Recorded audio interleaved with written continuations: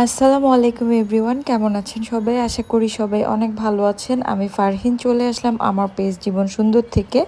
আজকে আপনাদেরকে শেখাবো ঘরোয়া উপায়ে কিভাবে চিকেন নাগেট তৈরি করতে হয়। এখানে আমি কিছু চিকেন ছোট ছোট করে কেটে গ্রাইন্ডারে গ্রাইন্ড করে নিয়েছি এবং আমি কিছু আলুও আলাদাভাবে সিদ্ধ করে নিয়েছি এবং সেগুলোকে এখন আমি থেতো করে নিব।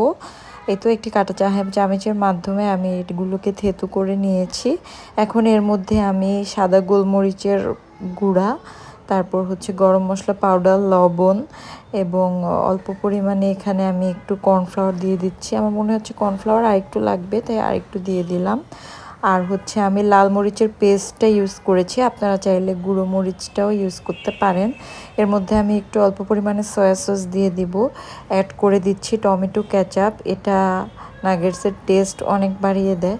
আসলে আমি জানি না এটা চিকেন নাগেটসের অথেন্টিক রেসিপি কিনা বা ওয়ে কিনা। এটা আমি আসলে আমার কাছে নাগেটস খেয়ে মনে হচ্ছে এভাবে করলে ভালো হবে।